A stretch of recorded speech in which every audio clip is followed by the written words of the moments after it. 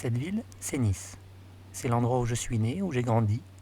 Nice, c'est la France avec un parfum d'Italie. Ce sont des paysages de cartes postales que des touristes toujours plus nombreux et venus du monde entier s'empressent de découvrir chaque année.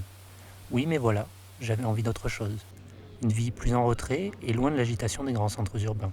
Et même si cette idée trottait dans ma tête depuis pas mal d'années déjà, j'ai dû patienter pour attendre le bon moment afin d'organiser mon départ. J'ai commencé par quitter un travail que je n'aimais pas pour me lancer à mon compte.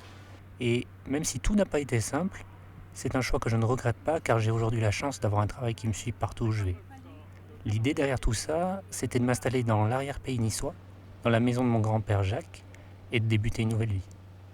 Le but de cette chaîne, c'est de partager avec vous un peu de cette nouvelle aventure.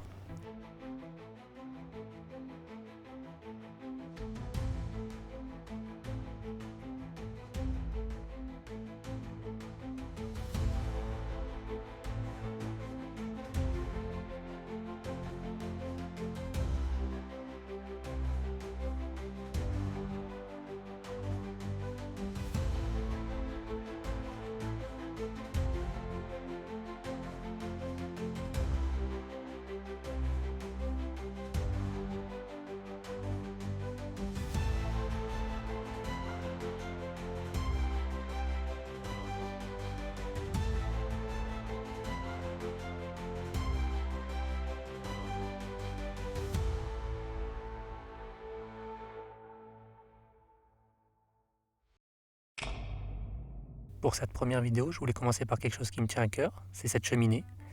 Il y a un petit peu d'entretien et de la rénovation au niveau esthétique. Et comme je compte pas mal m'en servir par la suite, je trouvais ça intéressant de le filmer. Mon grand-père disait que cette cheminée elle avait deux défauts. Le premier défaut, c'est qu'elle a un mauvais tirage. Et c'est pour ça qu'au-dessus de la première rangée de briques, vous voyez une deuxième rangée qui a été rajoutée pour rehausser le foyer par la suite et permettre à l'air de mieux circuler. Le deuxième défaut, ça peut paraître contre-intuitif, mais c'est que cette cheminée est trop dure. C'est-à-dire que quand elle chauffe, les matériaux ne se dilatent pas correctement et c'est pour ça qu'au niveau de la hotte, on peut voir une fissure. Pour commencer, je vais retirer la tapisserie qui a pas mal vécu à l'aide d'une décolleuse. Et si vous aviez des doutes que cette vidéo est bien tournée en Europe, vous pouvez vous apercevoir que je suis équipé d'une invention que le monde entier nous envie, à savoir les bouteilles avec le bouchon attaché.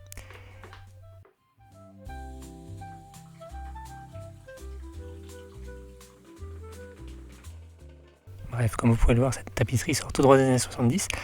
J'en profite pour vous dire que je réalise moi-même le doublage de ces vidéos en français, anglais, italien, et je pense que ça pourrait être un bon moyen pour ceux qui cherchent à perfectionner leur français.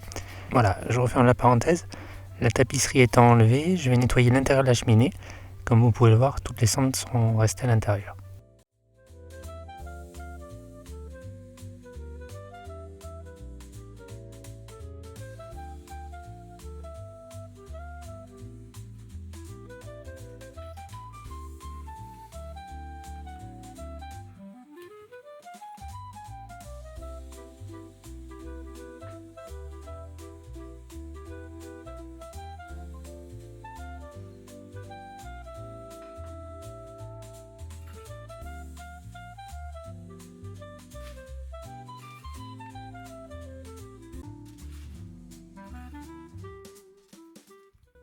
Les cendres étant retirées, je vais maintenant ramoner le conduit de la cheminée.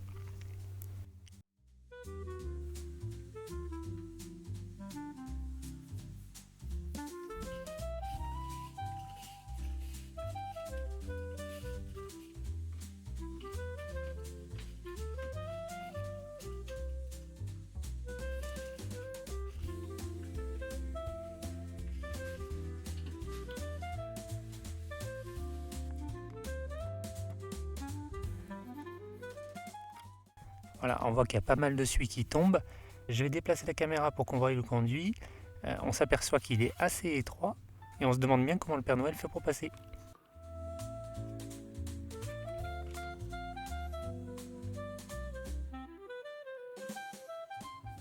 Je passe rapidement un coup d'aspirateur pour enlever la suie et les cendres qui sont restées. Et on va passer à la rénovation des briques qui entourent la cheminée. Cette cheminée elle a du vécu, on voit qu'il y a des réparations qui ont été faites. Certaines briques sont cassées. Première étape, je vais avec de la laine de fer retirer le ciment des précédentes réparations pour faire quelque chose de plus net.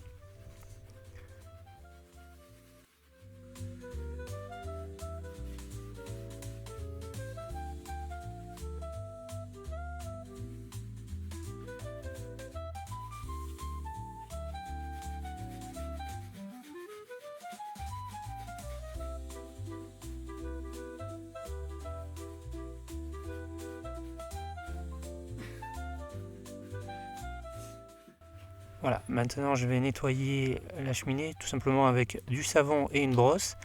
Là, le but c'est de retirer le plus gros avant l'étape suivante.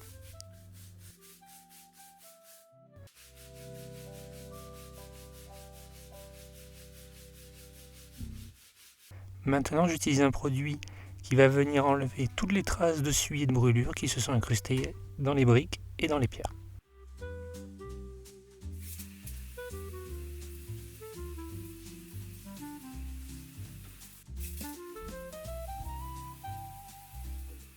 Le but c'est d'avoir une surface de travail propre pour pouvoir réparer les fissures et surtout la brique qui est en plein milieu et qui est cassée. Je vais pour ça utiliser du mortier réfractaire parce que la réparation va être à proximité même du feu. Donc si j'utilise un mortier classique, la réparation ne risque de pas tenir.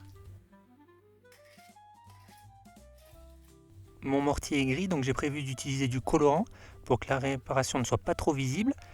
Le but c'est d'obtenir une couleur qui soit aussi proche de la couleur des briques, en gardant à l'esprit que au moment du séchage et avec le ponçage, la couleur va s'éclaircir.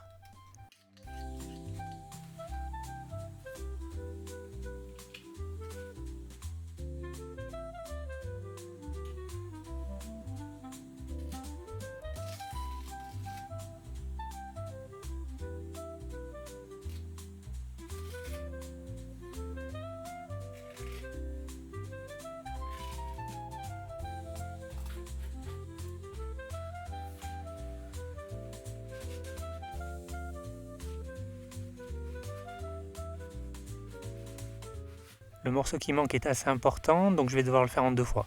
En attendant que ça sèche, je vais réparer les joints qui sont juste à droite. Le but c'est de leur redonner un aspect régulier, mais sans que la réparation se voie.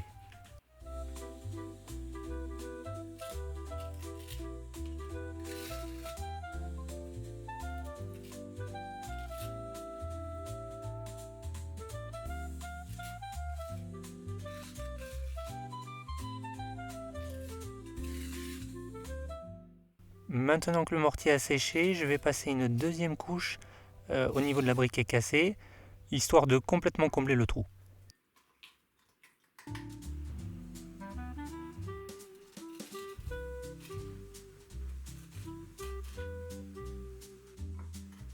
Je vais retirer l'excès de mortier en grattant sur les côtés pour essayer de retrouver la forme de la brique. Je vais aussi poncer pour retrouver une texture et une couleur similaires aux autres briques.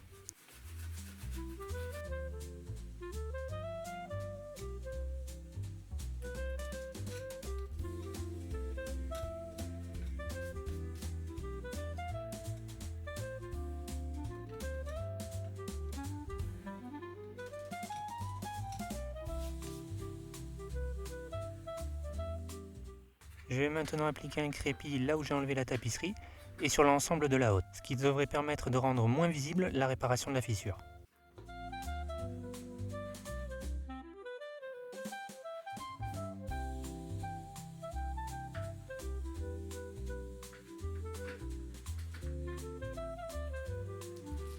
Dernière étape, on y est presque, je nettoie les boiseries et je replace toutes les décorations qui étaient posées à l'origine sur la cheminée.